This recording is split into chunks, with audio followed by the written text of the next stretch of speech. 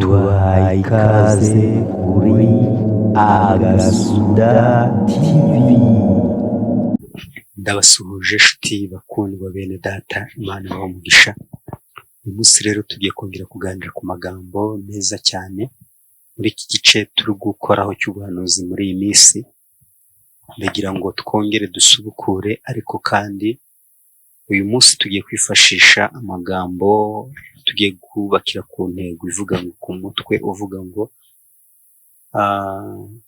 menya ubutumwa utwaye, umenye n'amabwiriza wahawe muri ubwo butumwa.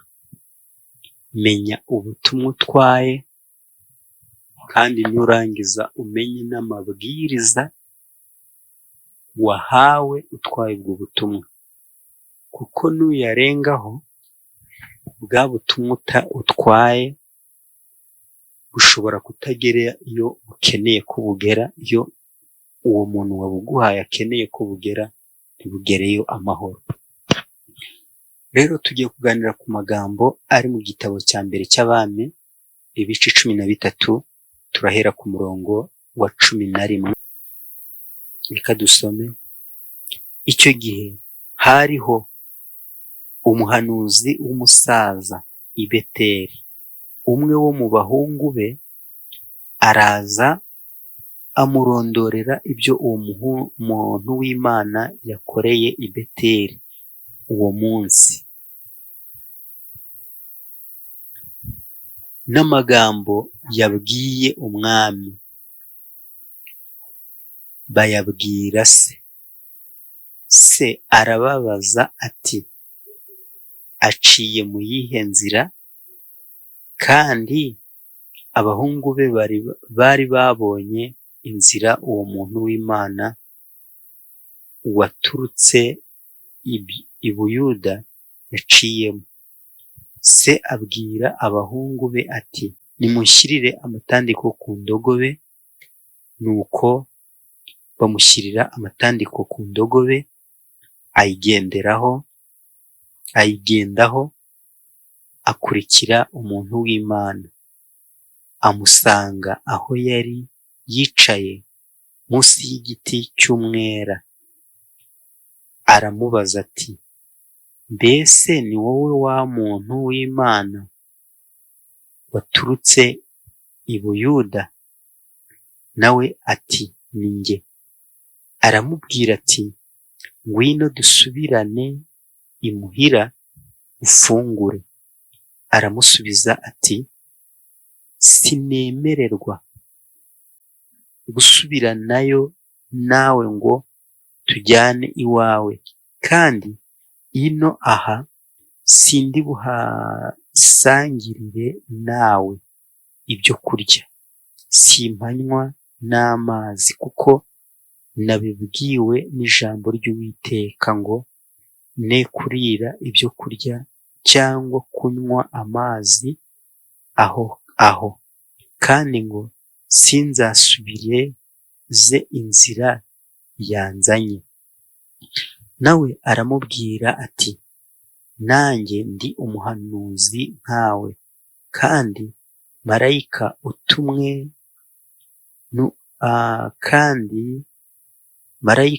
utumwe n'Uwiteka avuganye nanjye ati, jya kumugarura umujyane iwawe arye kandi anywe. Ariko yaramubeshyaga. Nuko asubiranayo nawe. Bageze iwe, ararya aranywa. Bakicaye ku meza, ijambo ry'Uwiteka riza kuri uwo muhanuzi wamugaruye, atera hejuru, abwira uwo muntu w'Imana waturutse i Buyuda ati, umva uko Uwiteka avuze ati, ubwo wanze kumvira ijambo ry'Uwiteka, ntiwitondere itegeko Uwiteka Imana yawe igutegetse, ariko ukagaruka ukarira aho yakubujije, ukahanywera kandi yarabikubujije. Nuko rero umurambo wawe ntuzagera mu gituro cy'abasogokuruza. Nuko uwo muhanuzi bagaruye amaze kurya no kunywa, wa wundi wamugaruriraga amushyirira amatandiko kuri ya ndogobe, aragenda ahura n'intare iramwica. Intumbi ye irambarara mu nzira, indogobe iyihagarara iruhande, intare nayo ihagarara iruhande rw'intumbi. Nuko abantu bahanyuze babona iyo ntumbi irambaraye mu nzira, babibwira abo mu mudugudu, aho uwo muhanuzi w'umusaza yabaga. Uwo muhanuzi wamugaruriye mu nzira abyumvise, aravuga ati, ni wa muntu w'Imana utumviye ijambo ry'Uwiteka. Nicyo gitumye Uwiteka amugabiza, intare iramutanyagura iramwica, nk'uko Uwiteka yari yamubwiye. Aherako abwira abagaragu be ati, nimushyirire amatandiko ku ndogobe. Nuko bayiyashyiraho. Aragenda asanga intumbi aho irambaraye mu nzira, indogobe n'intare bihagaraze iruhande rw'intumbi. Ariko intare yari itariye intumbi kandi itanakuye indogobe. Uwo muhanuzi aterura intumbi y'umuntu w'Imana, ayishyira ku ndogobe, ayisubira nayo. Maze uwo muhanuzi w'umusaza asubira mu mudugudu w'iwabo, aramuririra, aramuhamba. Iyo ntumbi ayihamba mu mva ye. Dusomye amagambo menshi, ariko ni byiza twari kugira ngo uze kumva iyi story, noneho ize kugufasha muri iki kiganiro tugiye gukora. Hano rero dusomye inkuru ndende ivuga kuri uyu muntu, kuri uyu muhanuzi watumwe n'Imana. Wibuke dufite ijambo rivuga ngo menya ubutumwa utwaye, wite no ku mabwiriza wahawe kugira ngo utware iyo message cyangwa se ubwo butumwa. Aba bantu batwaye ubutumwa bw'Imana batwaye umuzigo uremereye cyane. Aba bantu batwara ubutumwa bw'Imana twavuga ngo bafite ibintu batwaye kandi biremereye cyane. Nubwo ari amagambo babona ari amagambo bari busohore gusa bisanzwe, ariko ni amagambo akomeye cyane kuko agira ingaruka ku bantu. Ahangaha uyu muhanuzi w'Imana, Imana yaramubwiye ngo ajye kuvuma igicaniro cy'i Beteli. Ku batazi izo nkuru, ushobora gusa gusoma mu nkuru zibanza ruguru, uhereye nko ku bice 14 aho mu bami ba mbere, mu gitabo cya mbere cy'abami ibice 14 ukamanuka, uzasanga izo nkuru z'i Beteli. Aha uyu mwami rero Rehobowamu ni wa mwami w'igihe ubwami bwa Dawidi bwari bwigabanyijemo kabiri, bwa Isiraheli bwari bwigabanyijemo kabiri. Noneho muri biriya bice bwamaze kwigabanyamo kabiri, hari Rehobowamu na Yerobowamu. Noneho uwo Yerobowamu umwe yari umwana wa Salomo, undi Yerobowamu Rehobowamu ari mwene Nebati. Uyu mwene Nebati rero Imana yari yaramugabiye ubwami kubera ko yigeze kubona hari ibintu Salomo umwami ari gukora, ariko nyamara uwo mwami atagendera mu nzira za sekuruza Dawidi, atitwara nk'uko Dawidi yagendaga. Arangije aramunenga, amaze kumunenga amera nk'aho bimubabaje cyane, bitewe n'uko yarabonye ari gutamba ibitambo, yarabonye ari kuririmba, yarabonye ari gukora ibintu bitandukanye. Arangije aramunenga. Hari abantu benshi bagiye banenga amatorero yabo barimo. Imana yakwitegereza umubabaro bafite n'amasengesho bari gusenga, irangije ibagabira nabo kubona amatorero, bashinga amatorero arakomera kuruta n'ayo bari barimo. Ariko barangije ntibitwara nk'uko banenze, nk'icyo banenze ngo bakirwanye, kuko icyo kintu nicyo cyatumye Imana ibagabira ubwami, nicyo cyatumye Imana ibaha amatorero. Ariko ntabwo bigeze bahagarara mu cyo bavuganye n'Imana bazayikorera. Uyu rero Rehobowamu amaze gufata ubwami yitwara nabi cyane, ndetse atangira kurwanisha ubwenge bwe, atangira kurwanisha imbaraga ze. Arangije yitegereje abantu uko bajya gusengera i Yerusalemu, kuko uwo Yerobowamu mwene Salomo ariho yari yasigaye i Yerusalemu. Abona abantu nabo bo muri ubwo bwami bwe bari kujya gusengera i Yerusalemu, niko kwigira inama yo gucura ibigirwamana, ikimasa kimwe agishyira i Dani, akindi agishyira i Beteli. Arangije aravuga ngo ibi mujye mubisenga, ngo niyo Mana yagukuye muri Egiputa. Arababwira ngo ari kubwira abo bantu, ariko abo bantu ntabwo bari bazi impamvu y'uwo Yerobowamu, impamvu akoze ibyo ngibyo, ariko bwari uburyarya n'uburiganya bwo kugira ngo badasubira i Yerusalemu. Ntabwo uyu Rehobowamu ntabwo yari arimo kurwanya Imana, ahubwo uyu Rehobowamu yari arimo aguhangana no kugira ngo ubwami bwe burushaho gukomera.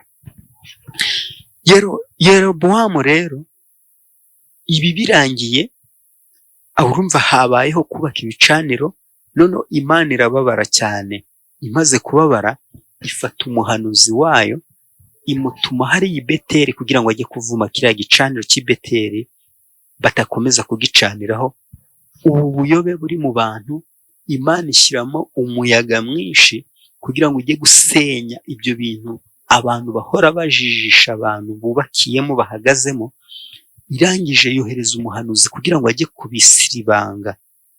Uyu muhanuzi Imana imuha amabwiriza, iramubwira ati rero nyuma yo kuvuma hariya hantu ntuhanywere amazi, ntuharire. Bivuga ngo amaze kugenda, Imana yamuhaye kondisiyo y'uko atagomba kuharira, adakwiye no kuhanywera icyo kunywa n'amazi, kandi inzira yamuzanye iyo nzira ntayinyuremo agaruka.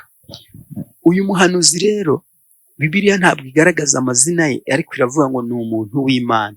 Uyu muntu w'Imana aragenda, ageze hari i Beteli akora nk'ibyo Imana yamubwiye, birarangira. Ndetse uwo mwami Rehobowamu ashatse kumutunga intoki ngo bamufate, ukuboko kuranyunyuka.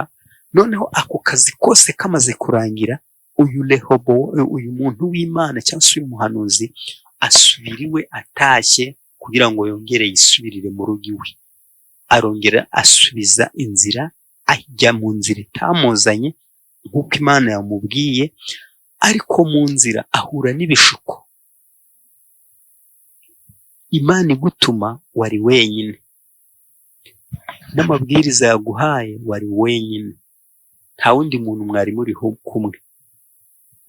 Bivuga ngo rero ukwiye kugendera ku mabwiriza Imana yaguhaye kurinda urangije uwo murimo wakoze. Uyu muntu w'Imana ngo ageze mu nzira ageze mu nzira ngo aho ngaho i Beteli hari umuhanuzi w'umusaza. Uyu muhanuzi w'umusaza birashoboka ko yahoraga ababazwa n'ibi bintu. Tutaribagirwa hano hari igihe uvuga ubutumwa abantu ku bw'amarangamutima no kuvuza ibyo bashakaga Imana kwiza gukora, bakagira amarangamutima menshi, bakaba bashobora kukuyobya, bakagutesha umwanya connection y'Imana wari ufitanye nayo, message Imana nuza, amabwiriza Imana yaguhaye utwaye ubwo butumwa, ukaba ushobora kuyadeviya. Ariko ibyo ntibikwiye kukubaho wowe mukozi w'Imana,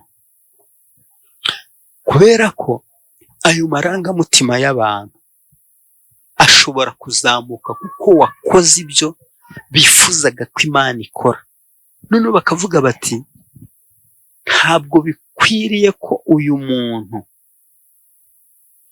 wakoreye Imana agenda gutyo, reka tumuhe ifeza, reka tumuhe transport. Impamvu Imana yakubujije kwaka iyo transport cyangwa se kurya cyangwa kuhanywera, nuko hari ibindi bintu byinshi byagiye binyura imbere yawe, byagiye bikora muri ubwo buryo, bije kwangiza umurimo w'Imana. Noneho Imana ikagutuma, ikakubuza kuba wagira ikintu na kimwe uharira cyangwa uhanywera.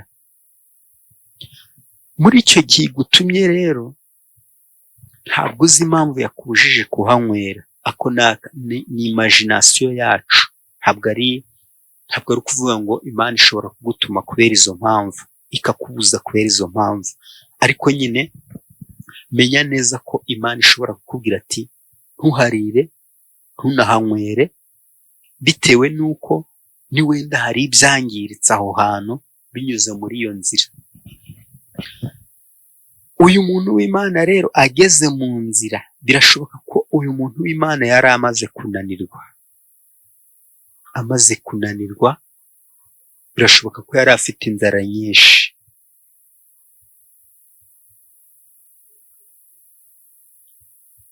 Arangije wa muhanuzi w'umusaza, wa mukristo uri mu rusengero, wa muturanyi, wa muntu uri mu nzira wumvise ayo magambo yavuze, arirukanka cyane, yitegereza uyu muntu w'Imana, abona nta myambaro afite. Arangije aramugarura, ajya kumugurira imyenda. Uyu muhanuzi amaze guhanura ubuhanuzi bukomeye, amaze guhugura abantu, ntabwo akwiye kugenderaho. Akamwitegereza, akakwitegereza, yamara kumwitegereza akabona arashonje, ikankugurira amazi. Kumbi Imana yabujije uriya muntu w'Imana kugira ikintu afata. Bariya abantu barimo barakorana n'amarangamutima yabo, barimo barakorana n'abadayimoni, kandi abo badayimoni bari kubakoresha nabo ubwabo ntago bazi ko bari gukoreshwa n'abadayimoni. Witonde rero, kuko abadayimoni iteka ryose barwanya icyo Imana yavuze, cyangwa bakarwanya umugambi w'Imana ku buzima bwawe. Iyo utabaye maso rero, aha hantu urahatakarira. Uyu muhanuzi w'umusaza, amarangamutima aramufata, ageze kuri uwo muntu w'Imana aramugarura. Uyu muntu w'Imana abanza kumwangira, amaze kumwangira, uyu musaza areba uburyo ahanura abantu bakamugurira amazi, areba uburyo ahanura abantu bakamuha amafaranga ya transport. Kumbe ibyo bintu birashoboka ko ari byo biri guhuma amaso abahanuzi. Ibyo birashoboka ko ari byo biri guhuma amaso abakozi b'Imana. Noneho uyu muhanuzi w'umusaza aravuga ati natahaga nezerewe igihe nabaga nagaburiwe, igihe nabaga nakiriwe, natahaga mfite imbaraga, numva ko ubutumwa bwanjye Imana yabushyigikiye. None uyu muntu w'Imana kubw'amarangamutima y'ibyambayeho nanjye nakoze ntabwo akwiye gusubirira yaho.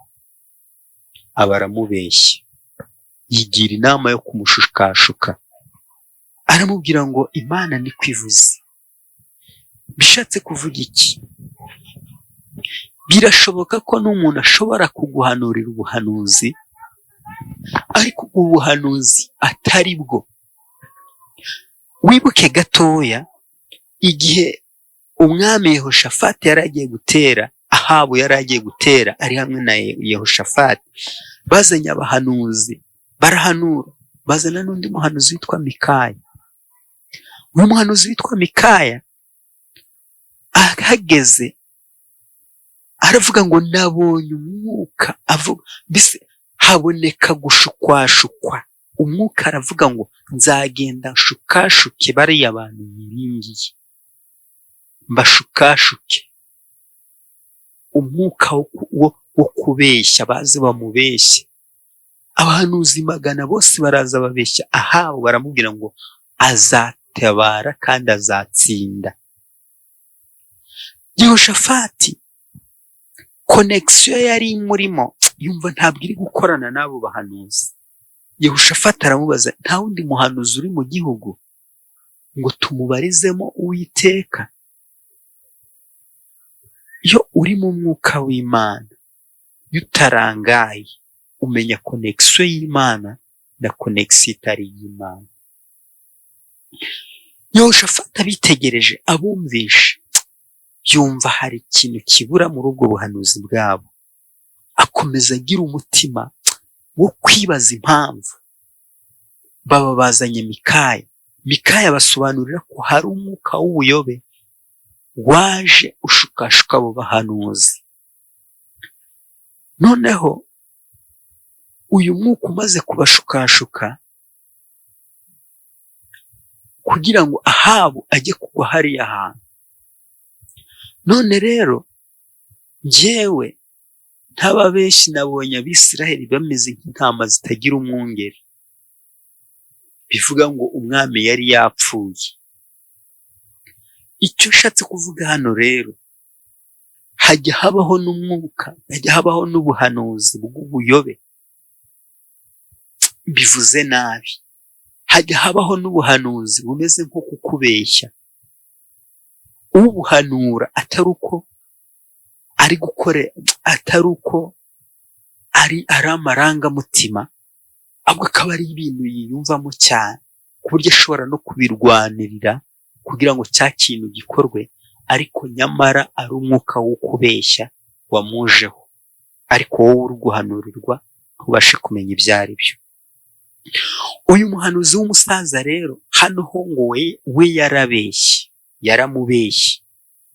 Wa muntu w'Imana birashoboka ko yatekereje inzara afite, agatekereza n'urugendo asigaje, agatekereza ko nta n'imodoka afite cyangwa indogobe, kuko nizo zakoraga muri kiriya gihe indogobe.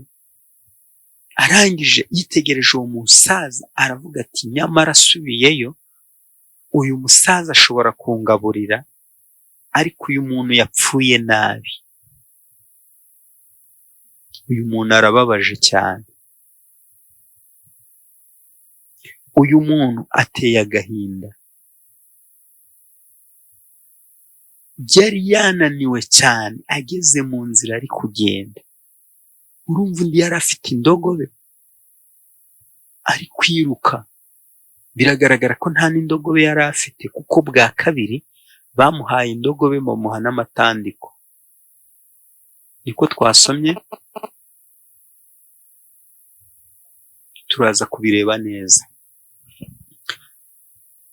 Noneho arangije, nyuma yo kurya no kunywa, nibwo ijambo ry'Uwiteka ryamujeho wa muhanuzi w'umusaza. Yesu atugirire neza.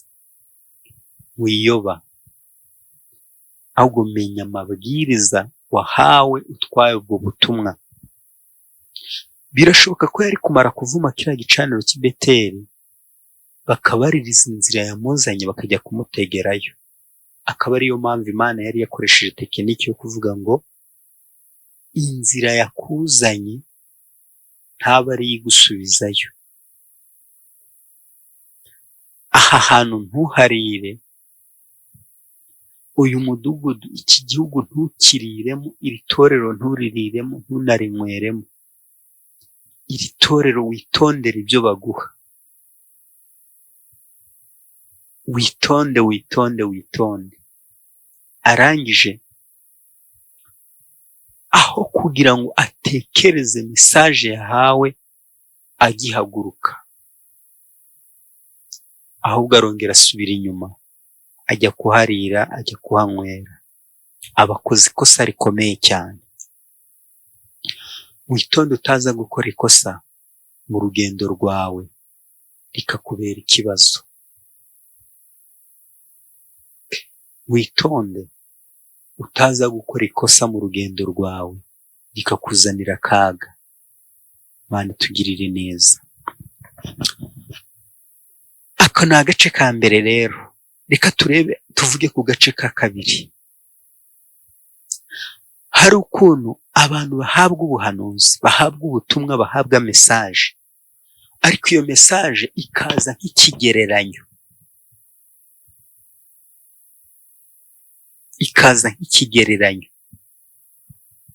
Ashobora kubona urutelefone runini, ashobora kubona ikintu kigize, ashobora kubona ibintu bitandukanye, ashobora kubona inzu y'ihirima, ashobora kubona ibintu, ashobora kubona n'igihugu cyinjirirwa n'intambara zikomeye cyane, ariko hari ibindi bintu Imana ishaka kumubwira atari ibyo ngibyo. Turabashimiye rero bakundwa bene data kubw'uyu mwanya tumaranye, kandi Imana ibaha umugisha. Twishimiraga kubabwira ngo menya ubutumwa utwaye, umenye n'amabwiriza wahawe. Amabwiriza wahawe nushaka uzayapfire. Amabwiriza wahawe uzayahagarareho uko byagenda kose. Amabwiriza wahawe uzayahagararemo uko byagenda kose, kuko ayo niyo makode yo kugufasha kugaruka iwanyu muri Isiraheli. Ariko igihe warenze uwo murongo w'ayo makode wahawe, ntabwo uzongera kubona umwuka ukugarura muri ya si yawe, muri cya gihugu cyawe. Niwirengagiza ayo mabwiriza wahawe utwaye ubwo butumwa, ntabwo uzarangiza urugendo amahoro. Witondere amahitamo yawe, witondere mesaje utwaye, kubera ko iraremereye cyane. Nudashinga ikirenge mu mabwiriza, uzahasiga ubuzima.